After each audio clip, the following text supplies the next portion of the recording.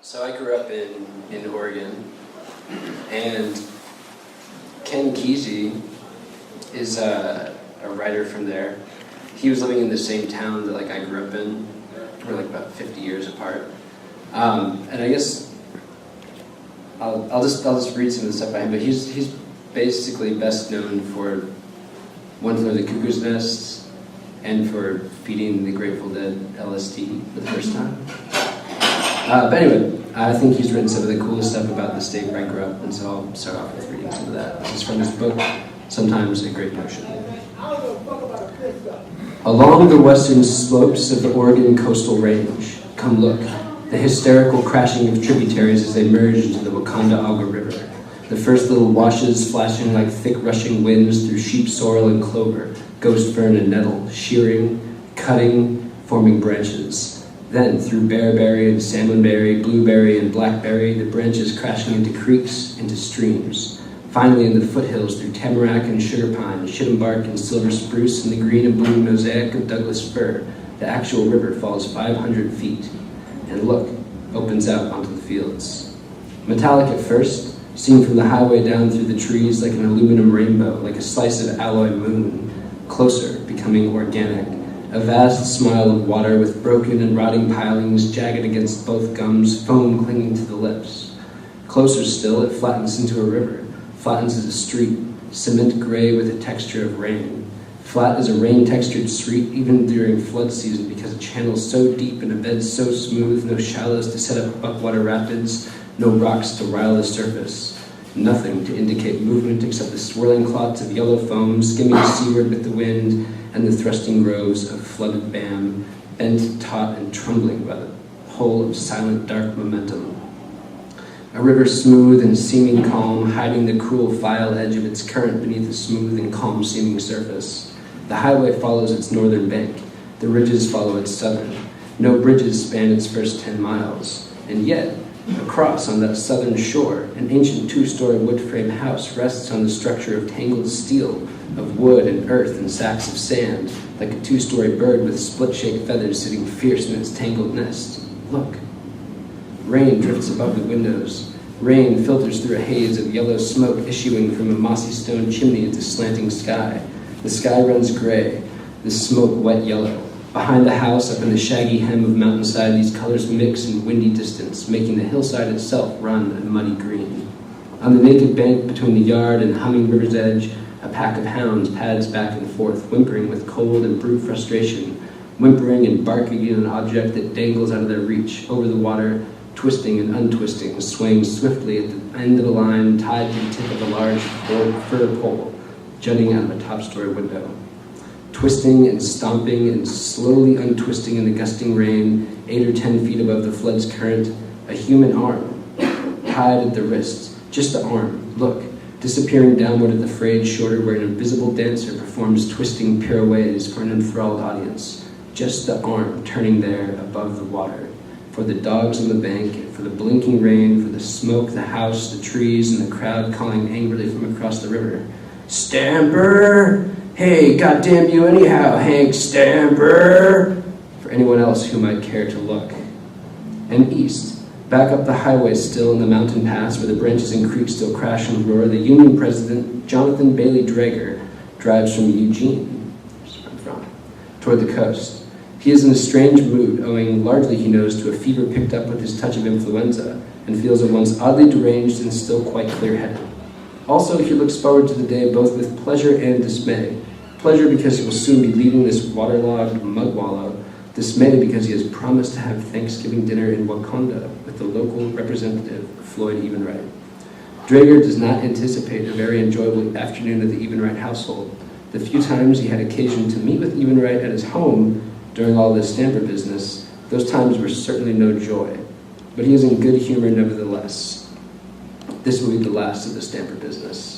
The last of this whole Northwest business for a good long time, knock wood.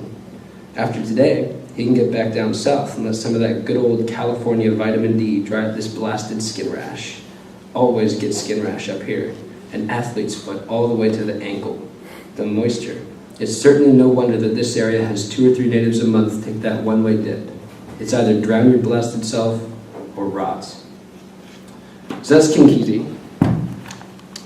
And since I grew up there, I never wanted to write about Oregon, especially after reading this book, which I thought was like way over the top. But I did have a chance on several occasions in downtown Eugene to sit on this statue of Ken Kesey. It's right in like the main downtown plaza when I was wasted with some of these fantastic people from Oregon here as well.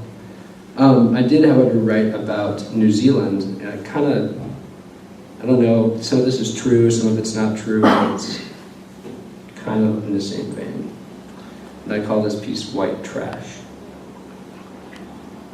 And the fingers reach out into the sea, reaching out toward that bloody North Island as though Cook Strait is a throat to throttle and the country Kiwis have a right mind to do so. This is Vineland Central, gangland, lands torn apart by fences and posts, playing host to scores of the enthusiastic, that deep, self-satisfying enthusiasm that courses through the veins of the men and the arteries of the women, that get up and get after it and complain all day about it, that sardonic cynicism dredged up, quarried, planted, sheared, picked over by the rest, and traded on the commodities market at open price, always in the shadow of that big island brother to the left. And here they come down now. Fresh meat, ignorant meat, the sweet, sweet meat of human beings imported against the grains of milk powder, wool socks, and Sauvignon Blanc. Ready for action, Jackson, but not for much reason more than swilling the hiss and looking for an easy score amongst the droves of range life renegades. And here's the first chance for you to hear my terrible accent. And meanwhile, Bird, let's have us some spites, and tomorrow we'll get back to it, eh? Right, mate? Cheers. And that's all there is to it. Hired. You've got a job. Sure, it's shite, but those cats have been here 4 months, through the lean season even. Now those fingers, those sun-scorched fingers, knobbed and gnarled as the vines that grow upon them, now they're lush, mate, lush. And the bush, mate, now that's where you want to be. Up in the sounds, eh? Yeah, we'll sort out a boat and get us up there, Brew. Can you pedal? Because those sounds are rich. Trees where they used to be short and stout. Rimus, totoas, cowries, now grow big and tall and fucking fast, those Oregon firs, like they were getting paid to shoot up straight and wide. But they were getting paid. You see that there? Son, says the old man who picked me up from the side of the road, the trees weren't like this, pointing at the lumber docks just west of Picton, just 2 sounds down, the howling and swinging of machinery, the grunting and sweating of laborers, the swearing, the farting, and it's colder now. Not raining at least, and they don't get a chance for the sweat to condense and therefore begin to shiver. None of that, mate, he tells me. Working too hard for that these days, though? And he hesitates for that long, drawn-out pause, that whoosh of geriatric contemplation. The vines are the problem. So he dropped me off outside town. No worries, mate. So I go and have the last roadside spliff before I head in, and I'm just about to find fire when this dude pulls over just to give me a lift to wherever I was going. So now we're mates, and that's how it goes. Can't even get a moment of solitude to smoke a lonely cone. A first world problem. And this is the first world. Fighting for it at least, always fighting for recognition in any field besides the rugby pitch, because that's obviously irrelevant. All blacks lead the pack. But New Zealand is often the common denominator in that remote corner of what contemporary cartographers label as Oceania, close to nothing by a number of flight hours. Only the impoverished, the wealthy, or outcast Aussies need apply. And that's how you ended up sharing a double room with Matt, your handsome blonde English lover you just met last month, spending your days together, sucketeers in hand, crammed in vans by 6 a.m., hunched around vines like a pair of skinny crabs, and at night being nowhere near tired nor sore enough to abstain from the loud and raucous love-making your neighbors, sweating in their own sweltering room on the other side of the cinder block wall, may or may not be able to hear. But it doesn't matter. There's a reason this is the cheapest place in town, and thank God you get a good one who likes that and doesn't get an inferiority complex because you're the one with the car and he followed you all the way down here from Gisborne. It's good, you think. I mean, isn't this kind of what you were hoping for? But Marlborough summers are hot. Not hot enough for Bordeaux redheads, but somebody thought sharpish and planted their workhorse white. This is where seafood graces tables, off-road quads stocked as stables, and rampant worker fables keep employment as a non-issue. Where paychecks are worthless as toilet paper, history is commodified to passport color, and language is only a barrier for the weak. To the pressure kids, though, they don't care. They have no patience for this silly shit. They put booze first, food second, sex a grandiose third in the scheme of things. And the scheme is this: get yourself in country before you reach the 4th decade of your life. Be willing to do shit work in the beautiful outdoors, subsidizing agriculture and stealing yellow plums alongside poor Kiwis with scratched hearts beating drum and bass, gumboots and rugby scars telling stories. They'll tell you where to go, their mate's place. And alongside them, the imported Thais and islanders from the speckled sinking nipples in the Pacific with the reggae radio's appropriate headgear and split-second smiles as they run past the rest of them crooning like they support families back home. And then your peers, dressed for duress and tramping gear and runners, headphones and homophones, working hard, but not that hard. That's the ticket you bought, the ticket to Blenheim. Now, Blenheim is one of those industry towns that springs up in the middle of fuck-all nowhere because some bastard figured out that something grows there big and fast. And because of that, there's a train for freight running right through Main Street and a central plaza with just enough artifice to entertain wealthy tourists and deter the migrant workers. Local Kiwis live at the beach if they can. They don't want to live in Blenheim. Nobody wants to live in Blenheim. It's only good for a couple of vine-soaked days and beer-soaked nights in one of the 2 shitty clubs or casinos, and the wineries own the clubs and casinos. And they also own the central nervous system of Blenheim, surrounded by its captors, the fingers choking themselves out with the trenches carved between the vineyards and the suburbs. And they own the soul of Blenheim, like Faustian sweat scented of gooseberries. And what comes through? The juice, trodden by the feet of entrepreneurs and cleaned up by gerrymandering realtors and a flush city council, is spineless, acidic swill. The kind of shit you get when you give away other people's land and force them to continue working it. There's more accent now. This, you see, is New Zealand's finest Sauvignon Blanc. This is the one you want for the beach, mate. Get some mussels out, cook them up with a bit of this, sweet ass. Writers and all that, they've been saying that the last handful of Vintage have been better, finer wines than the Savis of France. Now I reckon that's a bit of an establishment if you ask me, but these are alright, eh? But the French, you see, they haven't got these hills like we've got, haven't got all these valleys, these big bloody bumps that used to be good for grazing but get too dried out there now in the summer. Too hot for mutton, you see, but grapes, they like it just fine. Have you seen the vines, he asks, his arms leeching from collar to sleeve. You hold up your cracked and swollen knuckles, peeling, stinging cuticles, nicks and pinches on fingertips. Right, he says, this one's on me, and pours a sharp savvy to the brim. You take them out to the patio, looking down on the usual suspect vineyards below, playing Monday hooky from work and watching some vans roll between a distant block. You find them in California too, but you expect it in California. In that land of milk and honey, wine and money, those 2 long valleys you expected.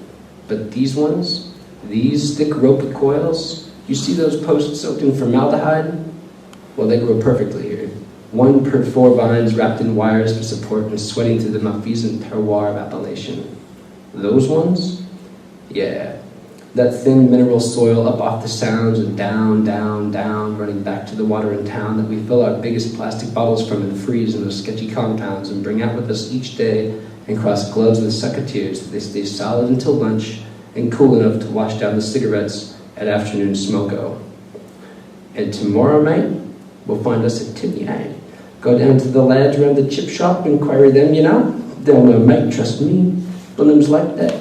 Bit dodgy though, eh? Shifty as brew. Gotta watch they don't smash you up. You don't want to owe them a fucking eyelash, mate. Or a choice as. No worries. Sunday afternoon, close to Machuega, a Winnebago pulls over to the side of the road and picks up a hitcher. She looks pretty harmless anyway. Younger than them, pale-skinned, blonde hair, 1 dreadlock, dirty Pat playing hacky sack alone and chain-smoking. She's German, and they quickly switch to their maternal tongue when she tells them about the beach. The secret beach. The one around backside of Abel Tasman, back around Golden Bay. You have to kayak there. But some people have built it up like for the ultimate in freedom camping. Such freedom, haven't worked in months, eating from fields, hospitality, and the bins behind takeaway shops and bakeries. And look at this. Whips around her ukulele, playing music in Christchurch earned enough for the afternoon, and would you all like some wine? She has a bottle snugged up in the UK, screws off the top, tips it back, and slugs it down completely ignoring any of that tropical bouquet, slows it down nonetheless, and passes it to one of the girls sitting in the back on the vineyard. And now it was payday, Saturday night. And payday meant sausages to go with the veg, a box of beer, and 40 to Jimmy, and 40 for the next week, and 20 toward my expired phone credit, and a fresh pouch of Port Royal Black for 28, and fuck it, I'll take a bottle of this stuff too. So we're all out around the tables, and the grill is on, and the beer's going down easy in the hot wind and all that shit, and we start smoking and talking, and we're mates. And one of the Welsh lads goes off and borrows a stereo and sets up playing and rambling on about these pills and those, and the quality of Australian cocaine and the ease of Antipodean smuggling, and all of a sudden it turns to a sprint to the Rugby Touch commentary on trance, tech trance, side trance, Goa trance, dance trance, enchant trance, bass trance, and outer space trance, and how pretty much everything else is shit. Your shit, mate, says his mate, and they wrestle over the grill and spill sausages on the ground and pick them up and clean them off, and we're all mates again and turn up the music, bird. And we've moved on to the wings as the evening begins to settle in and the food is finished and we're rolling cigarettes and we can't hear the music in the town center. And the train tears past, rattling the tables, and nobody hears anything until Monday morning when some Dutch couple shakes my tent and pours steel-cut oatmeal down my throat to make sure I've got something in my stomach before the vineyard starts getting hot. And that's when the work became difficult. Hungover from a 2-day bender when we shuffle along in waves, scores deep, ripping across blocks like savaging scavengers, whirling dervishes with work gloves and clippers, snipping sappers from the base of vines with late growth and the botanical desire to survive, to branch out and fruit at every opportunity, was precisely the opposite desire of every vineyard manager in the world. But we didn't care. If you learn the techniques, squat your legs and keep straight the back, pull and stomp and use both hands as weapons, run and run and run and go so fast the supers can't even keep up with you, and go and go and go and then stop. Block is rocked and get back in the vans. So we get back in the van and look for the bottle of slush under the seat, find it, take a drink, and wait for the other 14, 16 on the sheet to settle back in the unassigned but registered seats for the familiar crosstown drive. Nearly 3 hours toil for a decent box of beer after they double your taxes on both ends. Not even enough, mate, for a proper pouch. Not even Riverstone. And that shite, that alone a cheeky pack of Taylors. You can forget that, mate. No chance, aye. Empty as, mate, says the wine man. Top you off, eh? So he tops you off and you drink them down and fills you up and you drink them down. Fills you up again and you drink them down and he brings the disproportionately slim bill. And this savvy bastard's topped you off again on the way out the door and sent you down the road unable to taste anything but green anticipation rising in your stomach like prairie grass. We've got the tinny, right, mate? He asks. And sure enough we do, left over for the weekend. Overcharged us naturally, but now we've got a real smoke for smoko. But we don't get smoko today. Nope. Instead it's back in the vans and off to another site, probably 40 minutes, maybe an hour of time unpaid, so fuck it. And we pass it around down Renwick Road. She made some calls last night, the German girl, coming into Blenheim. Some numbers of friends gave her when they passed through in bud rubbing season a few months back. She had a job. They called her back about 15 minutes before she arrived. Be there at 6, they said, so she was off the bus and down to the train station, fully loaded because the Winnebago was continuing south to Kaikoura, and now her ruck is in the back of the van and she's stopping for a midday smoko, looking up at the edges where she can see vines on down the valley all the way back to the road up close. Cars tearing past all the different vineyards, different owners, different contracted management company, but same expectation. Chemical burns, ocular irritation, pinched nerves along the length and breadth of region, and unable to afford the Marlboros they smoke. He uncracks that screw-top bottle from the passenger seat and passes it. It's cold, you're hot, day off, straight shot from Renwick to Blenheim, and you can see suckers blurring past down in the ditches, the trenches, the rows, and the fingers locked around a wheel. And you spin and you screech and the brakes fail and you're sailing and you're pretty sure that other van is sailing too in opposite directions. The tires turning like counterintuitive gyres just out for a good time among the great white apes and their great white grapes. Thank you.